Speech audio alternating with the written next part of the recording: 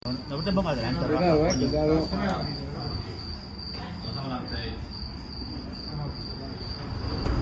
Hello, Serginho, are you happy? Are you happy for coming to Barcelona? Are you happy? Are you happy? Are you the new Dani Alves? You play Dani Alves? Why Bayern? Why?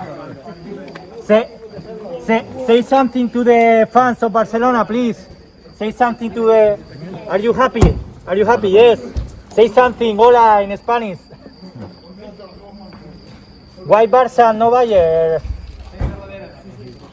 Yeah. Okay. Thank you. Good luck.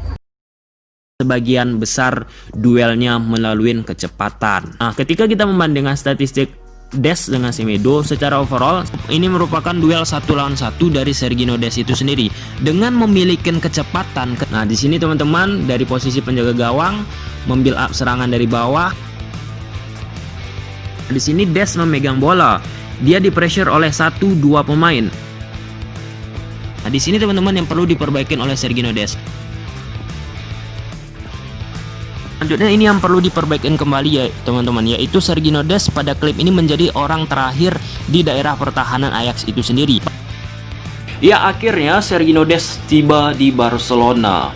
Nah, jadi ini menurut aku teman-teman, pembelian Serginho Dest ini merupakan keinginan dari Ronald Koeman itu sendiri. Kenapa? Karena sebelum Nelson Semedo hengkang dari Barcelona teman-teman, Nelson Semedo memiliki statistik lebih bagus secara pertahanan, tetapi lebih buruk dalam sisi offense. Nah, ada juga tuh hasil analisisnya Serginho Dest dan Nelson Semedo siapa lebih bagus. Udah aku tampilkan linknya di kolom deskripsi ataupun pin komentar ataupun di atas atau sebelah sini. Kemudian pada saat menghadapi Villarreal dan Barcelona yang skor akhir 4-0 teman-teman, di situ sangat jelas back dari selain Alba ya, back dari Barcelona fullbacknya Sergi Roberto sangat-sangat offense teman-teman. Bahkan beberapa segmen lebih offense, lebih tinggi overlapnya daripada Jordi Alba itu sendiri, Sergi Roberto ya. Nah, coba kalian lihat juga analisis teman-teman di konten sebelumnya, kalian scroll aja ke bawah. Itu jelas banget teman-teman. Nah, jadi dalam hal overlap seperti yang diinginkan Ronald Koeman yang dipasangkan Sergi Roberto seperti menghadapi Villarreal, itu timbul kebocoran beberapa segmen. Untungnya intensitas yang dimainkan Villarreal terhadap pertahanan Barcelona itu kurang. Pique nggak kelihatan. Pada pertandingan Villarreal ya jago-jago aja karena penyerangan Villarreal juga nggak terlalu cepat dan sebagainya teman-teman. Serginho Dest inilah jawabannya.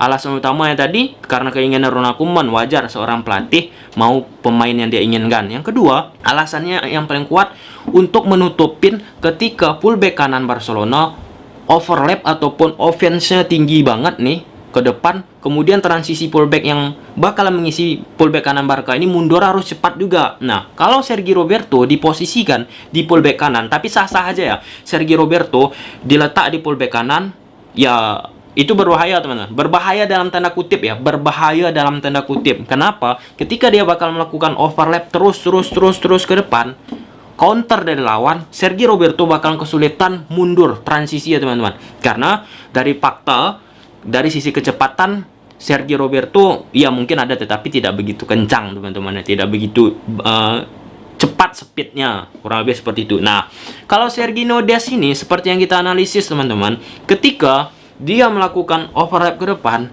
dia mundur itu cepat. Nah, mungkin konsentrasi aja yang kurang nih, mundurnya cepat, nah, maju ke depan mundurnya cepat.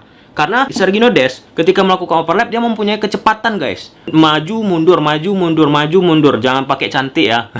Itu mungkin salah satu alasan, mungkin namanya ya. Tetapi kalau kita lihat statistik, ya itulah keunggulan-keunggulan dari Serginho Dest teman-teman, dan strategi yang dimainkan Ronald Koeman ketika menghadapi Villarreal. Kebocoran-kebocoran itu sering banget di sisi Sergi Roberto. Beruntung banget Villarreal intensitas penyerangannya nggak begitu maksimal. Nah, Serginho Dest inilah jawabannya yang kedua tadi, kecepatannya ketika overlap, mundurnya cepat, dan ketika lawan nih megang bola nih.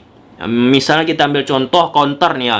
Kita ambil contoh Marcelo ataupun Hazard ketika menghadapi Barcelona, Nah, dia ini walaupun ketinggalan lari ya dia kejar, itu bisa tersusul teman-teman. Karena semakin cepatnya, kembali ke speed tadi ya, semakin cepatnya. Coba kalian tonton analisis aku teman-teman, kalian lihat. Dia tertinggal tetapi bisa dia susul kecepatan lawan tersebut. Yang artinya memang benar-benar dibutuhkan Barcelona teman-teman. Kalau misalnya Sergi Roberto ataupun whatever siapa yang diletak situ mungkin secara kecepatan ada, tetapi nggak begitu cepat. Ada kecepatannya teman-teman. Itulah dia teman-teman kenapa Sergino Dest harus diberi Barca. Dan nggak heran juga banyak yang sama-samakan dengan Dani Alves. Kenapa? Dari segi skillful teman-teman. Skillful individualistik. Nah, ini memang gila dalam tanda kutip skillfulnya. Kalau kita lihat permainan di Ajax Junior sampai Ajax Senior, ya skillful banget sih. Mirip-mirip Dani Alves ketika melakukan kombinasi 1-2 sentuhan dengan Lionel Messi. Nah, beberapa minggu yang lalu atau beberapa hari ini teman-teman, Depay selalu nih diangkat oleh Ronald Koeman. Kami sebenarnya ingin beli Depay tetapi pemasukan ataupun cost yang kami punya tidak mungkin karena finansial dan sebagainya. Nah, sebenarnya Depay ini juga jawaban guys. Jawaban atas keinginan Ronald Koeman itu sendiri untuk merubah sistem permainan Barca ketika dalam keadaan deadlock. Nah, coba kalian perhatikan ketika Barcelona menghadapi tim 5-3-2, 5-4-1 yang defense-nya total, permain Barca tuh mutar-mutar aja tuh passingnya. Kiri, tengah, kanan. Kanan gagal, balikkan lagi ke tengah, balikkan lagi ke kiri. Nah, siapa melakukan tendangan spekulasi dari luar kotak penalti? Kalau nggak Messi, Coutinho. Kalau nggak Messi, Coutinho teman-teman. Nah, Depay ini ada juga analisisnya guys. Kalian scroll aja ke bawah lah ya. Depay ini dribble bagus di Ligue 1. Nah, kemudian semua duel areanya, duel udara bagus teman-teman. Satu yang tidak dimiliki Barcelona untuk saat ini ataupun beberapa musim terakhir teman-teman. Apa? Yaitu tendangan spekulasi, tendangan keras dari luar kotak penalti selain Lionel Messi dan selain Coutinho. Ya mungkin ada beberapa segmen ya. Ada Rakitic pada saat mencetak gol menghadapin Real Madrid, itu nggak deadlock banget ya Barcelona, nggak bertahan banget. Kita bicara dalam keadaan deadlock dan bertahan total. Tim yang menghadapin Barcelona teman-teman, kalian perhatikan, oper kanan, oper kiri, oper tengah, balikkan lagi kanan, tengah, kiri, gitu-gitu aja mutar. Makanya komentar di kolom IG, Instagram, Facebook, IG sama Instagram sama, banyak bilang tuh, kiri kanan, kiri kanan, kiri kanan, kiri kanan aja. Barcelona capek nontonnya. Ya itulah jawabannya Ronald Koeman maunya Depay. Depay itu apa? Di Ligue 1, seperti yang aku sampaikan dan analisisnya ada, dia ini salah satu yang hobi berkelok-kelok shooting dari luar kotak penalti dan berani juga duel dalam ruang sempit teman-teman. Nah, kalau misalnya keadaan deadlock, Messi biasa udah di pressure habis, udah dikunci.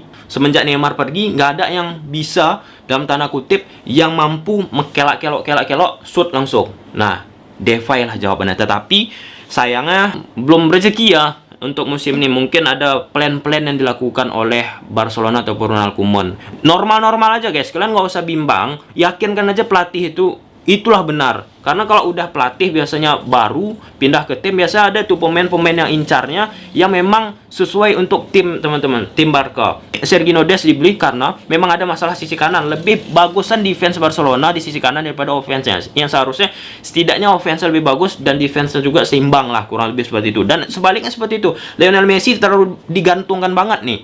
Terlalu terbebani Messi ketika dalam keadaan menghadapi tim-tim yang bertahan total. Sehingga jawabannya Depay salah satu pemain yang bisa membantu Messi ketika dalam keadaan bertahan nih, menumpuk semuanya. Pemain lawan tuh bakal nggak mempressure Barcelona, biarkan aja megang bola tuh Barcelona, biarkan aja kanan, tengah, kiri, nunggu aja nih. Nah, Depay ini memiliki kemampuan yang ketika dalam suasana kayak gitu dia langsung men-shoot teman-teman, dan jeger, jebret, asoy, ahai, golazo dan semuanya gol. Seperti itu teman-teman. Nah, jadi pertanyaan kembali muncul, kenapa nggak diutamakan Depay daripada Dest bang? Nah, perlu kalian ketahuin guys, Sergino Dest ini sebelum menjadi fullback kanan pernah menjadi striker dan gelandang. Yang artinya apa? Sergino Dest ya nggak mungkin juga sih, karena di depan Barca kan secara penyerangan udah full.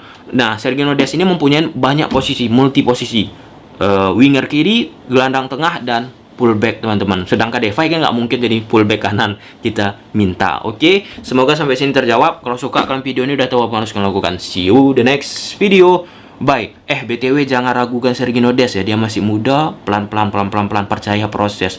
Bayar aja umur 19 tahun, 18 tahun percaya fullback kiri. Masa Barca nggak percaya juga.